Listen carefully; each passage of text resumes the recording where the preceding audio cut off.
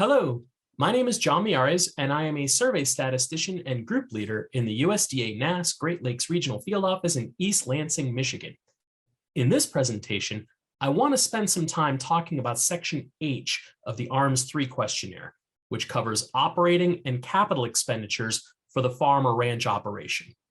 Now, my focus here is going to be on the cost and returns report, also known as the CRR or version 1 of the ARMS-III report. Each version of the questionnaire will contain the core questions we will be reviewing here, but each commodity-specific version will also contain some expense questions that are tied specifically to the commodity of interest. Those differences will be discussed in separate presentations. Additionally, while this video will cover highlights of this section, it is by no means a replacement for a thorough review of the interviewer's manual or working with your supervisor. For this presentation, I would recommend that you have a copy of the version 1 questionnaire handy and turn to the beginning of Section H. Data gathered in this section are used to estimate the producer's costs of doing business. These estimates are critical indicators to the health of the farm economy. They also provide a basis to track costs over time, which provide useful insight into issues faced by those in the farm community. Estimates derived from this section are used in USDA reports and are included in the Farm Production Expenditures Report published by NASS every August. This publication also gives the first indications of how you can break out farm expense information by farm characteristics, in this case, by size and type of farm. This ability is one of the most important things that ARMS allows us to do beyond simply reporting the results by item. Information from this section are also used to provide annual weights for NASS's computation of prices paid indexes, a component of the calculation of parity prices required by the Agricultural Adjustment Act of 1933. The prices paid indexes are also used in the calculation of depreciation and forecasting of expenses. The data are also used by the Bureau of Economic Analysis, or the BEA, to prepare national estimates of gross domestic product. Finally, they're also used by the USDA Office of the Chief Economist, whose Office of Energy Policy and New Uses pays close attention to the volume and the cost of fuels by type on farms and ranches. As has been discussed in other presentations, ARMS is intended to provide an economic snapshot of the state of the family farm. Up to this point, this form has focused on the types of revenue or income received or expected by the operation during the calendar year. Data gathered in Section H are used to estimate expenses, which represent producers' costs of doing business. These estimates are critical indicators to the health of the farm economy. They also provide a basis to track costs over time, which provide useful insight into issues faced by those in the farm community. Together, with income information collected in earlier sections, we are able to generate indications of farm income, which in simplest terms means gross farm receipts minus farm expenses. Not too long ago, each question in this section was broken down into 3 parts, recognizing that the total expenses incurred by the operation may have been paid by producers, landlords, or contractors.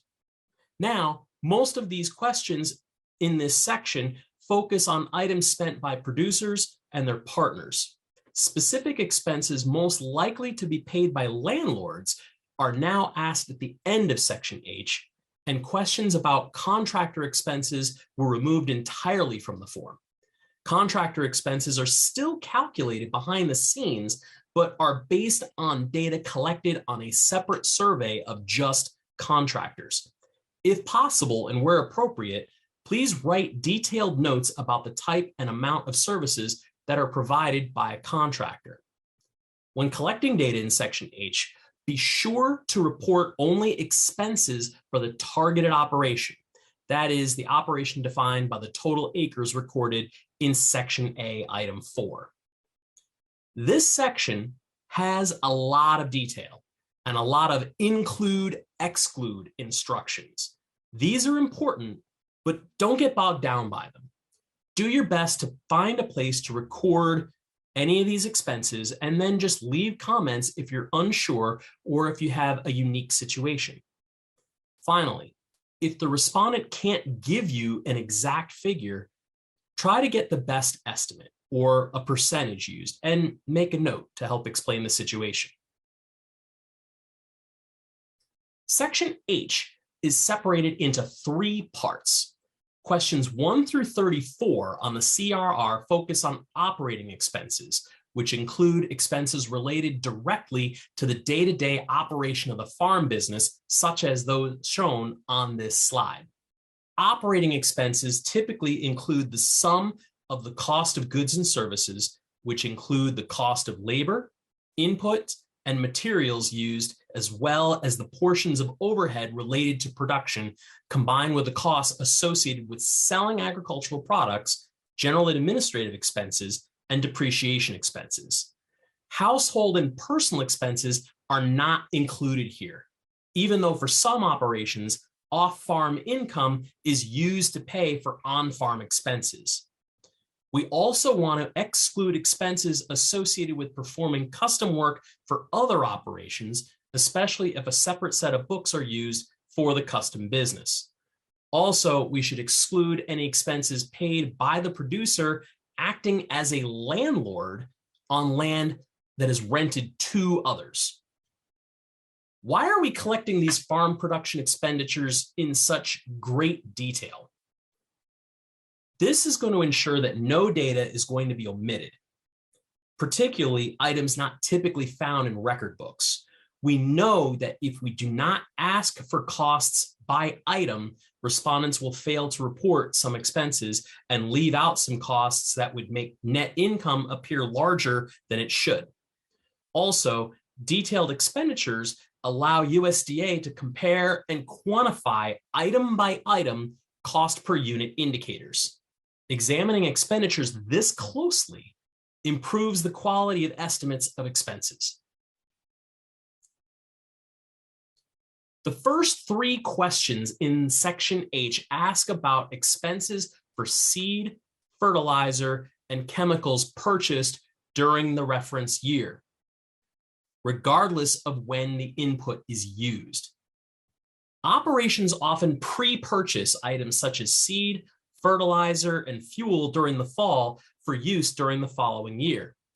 Please write notes if an operator reports unusually high expenses for this year for items that would not be used until next year. At the same time, if any of the inputs for this year were purchased last year, they should not be included as part of the current reference year's expenditures. Keep in mind that just because an operator purchased these inputs doesn't mean they were all necessarily used. After all, an operation may have purchased these items intending to grow a certain number of acres of crops that may never have gotten planted for one reason or another. The expense doesn't change, but the operator may then record those unused items as part of the end-of-year assets in Section I. Conversely, if an operator reports unusually low expenses for these items this year, ask if any of these items were purchased the prior year, and then be certain that the value is recorded as a beginning of year asset in Section I. Questions 4 through 8 address expenses that are unique to operations with livestock and should be present if there are livestock inventories reported in Section C. For example, if the operator owns and raises hogs, you might expect to see responses to questions 4A or 4B, question 6, or question 8. Other expenses may also apply. When recording livestock purchases in item 4, be sure to include the price of the animals plus commission, yardage, insurance, and fees. In question 9, we are asking the operator to break down all fuel purchases by different fuel types.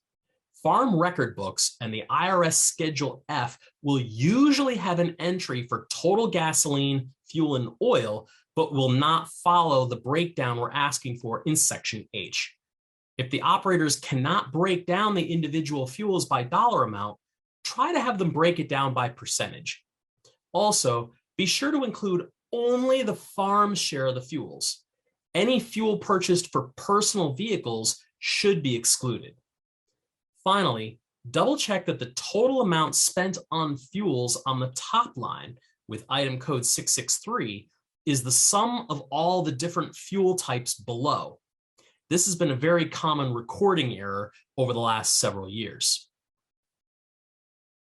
The next several questions are tied to other operating expenses of the farm or ranch, including electricity and other utilities for the farm business, purchased water for irrigation, insurance for the farm business, including crop insurance, interest and fees paid on debts, property taxes paid on real estate, livestock, machinery, or other farm production items, equipment rental, storage rental, vehicle registration, and depreciation expenses. A few items that have been misreported in the past are associated with items 13 through 15, which ask about farm supplies, repairs, and maintenance of farm buildings. The questionnaire provides a brief description of these items, and the interviewer's manual provides a more extended description. For each instance, we want the farm share of the expense. But sometimes it's difficult to separate the farm share versus the household share. If they're not listed separately in the operator's records, family use expenses can be included here in Section H, but be sure not to duplicate those expenses under household expenses to be recorded in Section M. Another question where the line can be blurred between a farm expense and a household expense has to do with repairs to the operator's home, recorded in question 16.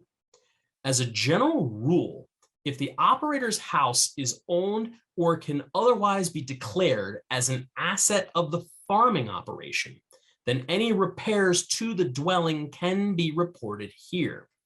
However, if the operation is structured in such a way that the home is separate from the farm business, then any repairs to the house should be reported in Section M. Questions 24 through 27 ask about expenses associated with wages, payroll taxes, and benefits for hired labor for the farm or ranch. Please note that question 25 asks for a breakdown of total wages reported in question 24, similar to the way the fuels are broken down in question 9. Paid labor includes only those workers whose pay was considered a business expense of the farm during the year. These workers should have gotten a W-2 or a 1099, but they might not have, depending upon the arrangement the worker has with the operator.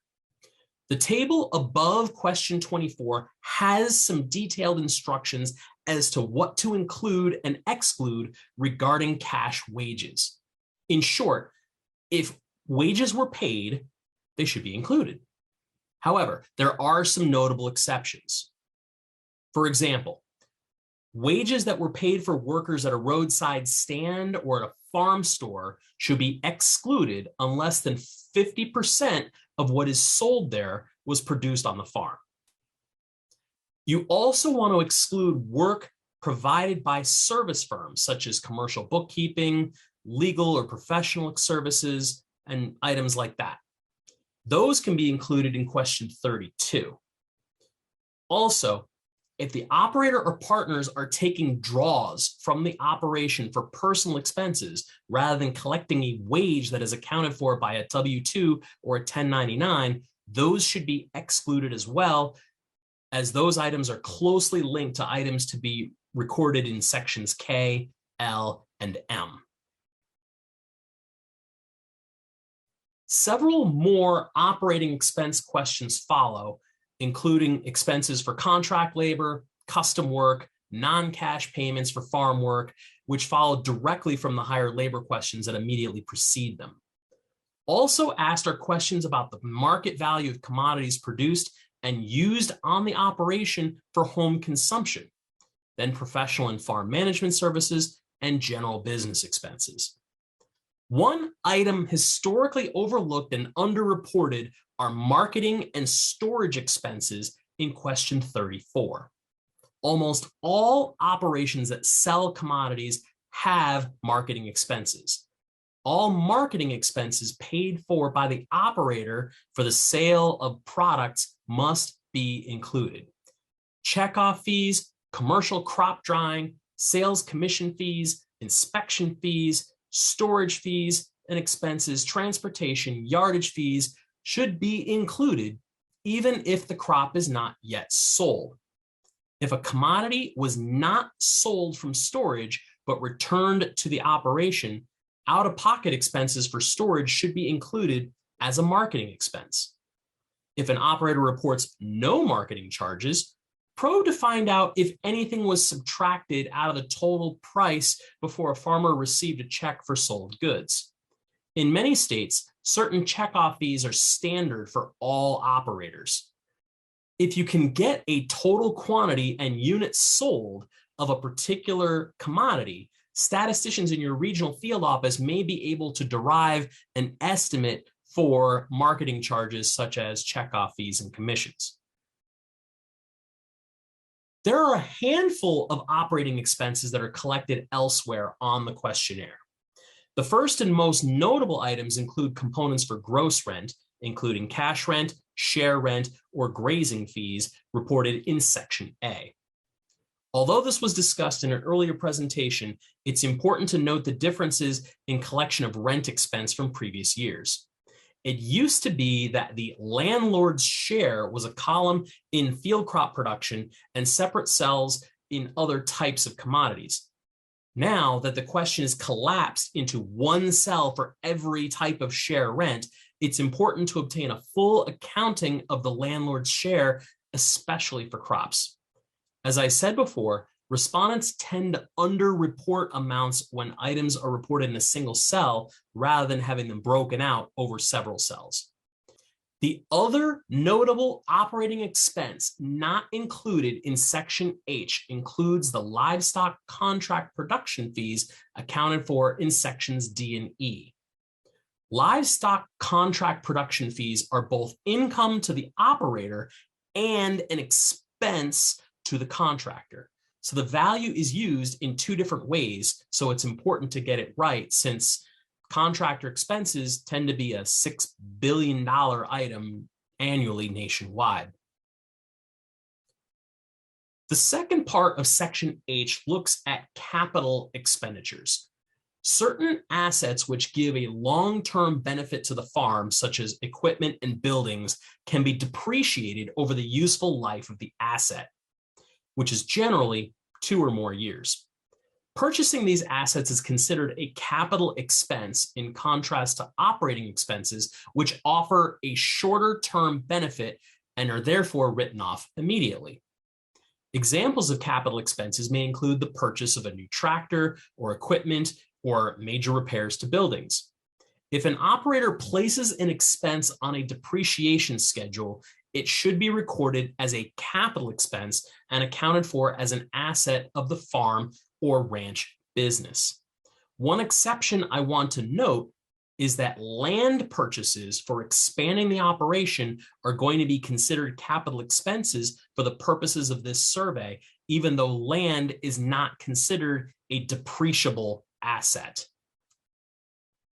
The first few questions focus on what could be called capital improvements.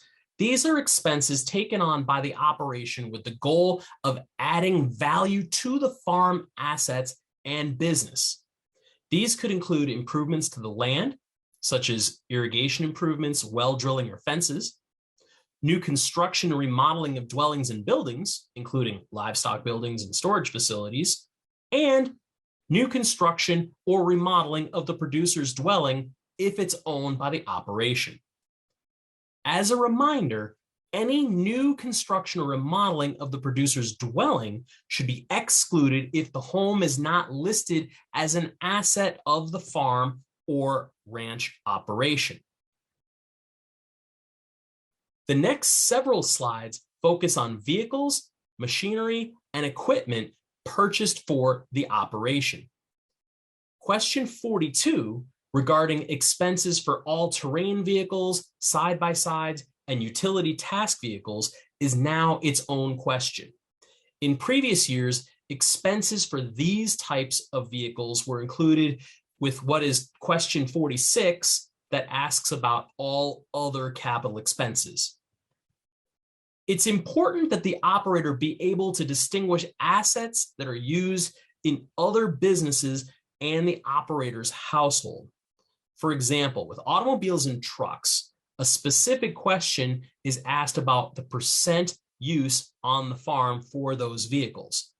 It might be reasonable to expect that a car might only have 40% farmer ranch use and a truck only 80% farmer ranch use. If the farmer ranch use for either of these items is 0%, then the expense should be included as a household expense in section M and not a capital expense for the farm in section H. Similarly, if the operator runs a separate custom work business, perhaps a business for custom spraying, harvesting, or hauling, then the amount of a purchase that would be reported for tractors or self-propelled equipment or other farm machinery would need to be prorated between the farming operation and the custom work business. Here's a case where we may have to probe carefully to determine where the expense should be recorded. Suppose an operator spends $25,000 to overhaul the transmission of a tractor. If the expense was listed on a depreciation schedule, then we can count it as a capital expense, and we would record it in item 46, all other capital expenditures. However, if the cost was not listed on the depreciation schedule or it was expensed, then it should be recorded in the repair and maintenance of machinery and farm equipment question, which is question 14. Again, the principal determinant of whether an expenditure is a capital expenditure is whether or not it is placed on the business's depreciation schedule. Whatever we do, we don't want it listed in both places. Questions 46 and 47 serve as a catch-all to account for other expenses that weren't previously itemized in the section. While question 46 focuses on previously unlisted capital expenditures placed on a depreciation schedule, question 47 focuses on production expenses that might not have been accounted for anywhere else in section H. Be sure to specify what the expense was for and add comments regarding unusually large expenses, especially if you're not sure if it should be counted as a production expense or a capital expense. It's possible upon further review, we might be able to account for those expenses somewhere earlier in section H under a different question. However, for some items like potting soil or vermiculite used by nursery and greenhouse operations, these questions might be the only place in section H where we can record that expense. The last 6 questions focus on expenses that might be paid by landlords as part of a rental agreement.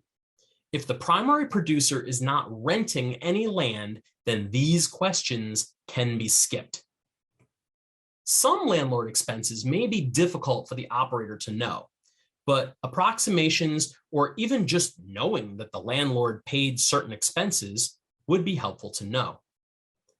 For example, all landlords should have property tax expenses. If the property taxes are paid for by the producer as part of the rental agreement, though, please write a note to explain the situation. Now, a word of caution. It is possible that the target is renting land to others, which by definition makes the target a landlord. However, we do not want to include any expenses made by targets in their capacity as landlords on land rented to others. We only want to record expenses that would be paid by this operation's landlord on land that was rented from others. I'd like to take a few minutes to look at some of the data relationships you should expect to see in this section. Once you learn what the farm or ranch's chief commodities are in the early sections of the questionnaire, you'll want to make sure that particular expenses you would expect to see for that farm or ranch are accounted for. For example, crop farms are typically going to have expenses for seed, fertilizer, chemicals, and fuel each year. Labor expenses may depend upon the size and the structure of the operation, and rent expenses will be dependent upon whether parts of the operation are rented from others. Livestock operations would be expected to have expenses shown here, although the amounts could differ depending upon the structure of the operation. For example, if an operation produces its own feed, then the feed expense may be low. If an operation already has its own breeding stock, such as a commercial dairy or a farrow to finish hog operation, the amount of livestock purchased may not be significant. Notes should be recorded when these expenses are unexpectedly low. Nursery and greenhouse operations have many of the same expenses as crop operations, but in different proportions. For example, utility and labor expenses tend to be much higher than other farms with similar values of sales. Additionally, greenhouses would have higher charges for marketing containers, which would be reported under all other farm supplies in question 13, and potting soil, which could be included under all other expenses in question 47. Shown here are several expenses that are common to all farms and ranches, be they crop producers or livestock producers. Even operations where all cropland is idle or signed up in conservation programs like CRP are going to have property taxes at a minimum, and there may be a few of these other expenses. Now, the expense information reported in Section H is considered the most important information to be collected on the questionnaire. National, regional, and state level estimates published in the annual Farm Production and Expenditures Report come directly from the information in Section H and are broken down by farm type and sales class. Because of the variability and uniqueness in every farm situation, incomplete information in this section cannot be easily estimated. To that end, if an operator does not provide any information in Section H, then the entire report might as well be considered a refusal. As you're collecting the data and as you're checking your work, you will want to see how the expenses reported in Section H compare to items reported in other sections of the questionnaire. Here are a few examples of the data relationships that should be checked across sections. If debt was reported in Section J, then there should be interest expenses in item 19. Now, it is possible for a farm to have no end-of-year debt and then incur interest expenses if all loans are production loans paid off in the year that they're borrowed. The debt table in Section J should identify any production loans taken out and repaid during the year. If paid labor hours were reported in Section K, question 11, then there should be cash wage expenses reported in questions 24 and 25. The breakout of the labor expenses should closely follow the hours reported by the target operator, the target's spouse, other members of the household, and other paid workers. However, be mindful that if the operator, spouse, and partners are not paying themselves a wage, but are rather taking draws from the business in order to pay for household expenses, then wages should not be reported in Section H, and all the work hours would be considered unpaid in Section K. If any land is owned or rented in Section A, someone should be paying the real estate taxes on that land, be it the operator or the landlord. Now, if no one's paying the taxes on that land, then include a note to explain the situation. This might also be a time to remind the respondent that any information that they report on the form is strictly confidential. Dairy operations should all have hauling expenses reported in item 29A. If these expenses are netted out of the operator's milk check, then we may need to add them back in order to get the net figure. Also, any vehicles owned or leased by the operation should have registration and licensing fees reported in item 22. When working with operators to complete Section H, encourage the use of farm records. Farm records help to provide more accurate data and shorter interview times. If it's available, the Schedule F tax form will contain some information that could help you in completing Section H, but it will be in summary format and you'll have to split it out for ARMS-III. Shown on this slide, you're going to see items that would be recorded on the Schedule F and the corresponding questions from Section H on the ARMS-III form. As you can see, repairs and maintenance expenses are listed as one line of the Schedule F, but are broken out as 3 separate lines on the ARMS-III questionnaire. Of course, this is only a general guide. Use your best judgment before recording data on the questionnaire.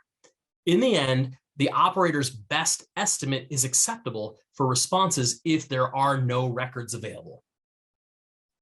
Before we close out, let's summarize briefly what we have learned here. All farms and ranches have expenses. On this survey, we are separating those expenses between operating expenses and capital expenses. Operating expenses are those incurred through normal day-to-day business operations, while capital expenditures include those expenses that the business incurs to create a benefit in the future. Operating expenses are generally written off from a farmer's net income in a year because those items or services are consumed within that year. Capital expenses, on the other hand, are made on long-term assets, so are generally written off over time by deducting a depreciation expense each year until the asset depreciates to nothing. Although there's a lot to these sections, try not to get bogged down in the details. Do your best to find a home for each item and record it there. When you're done, ask yourself if the questionnaire makes sense, and leave comments if you're in doubt or if you see an unusual situation. Be careful not to double count expenses in multiple places. Operating expenses reported in Section H should not be duplicated as household expenses in Section M. And expenses listed as operating expenses should also not be listed as capital expenditures. By encouraging the use of farm records, accurate information will be readily available and answering the questions will take less interview time. I hope you found this presentation beneficial. If you have any questions, be sure to consult your interviewer's manual, your supervisor, your NASDA coordinator, or the statistician in charge of the ARMS-III survey in your region. Thanks for watching, and we hope to see you all very soon.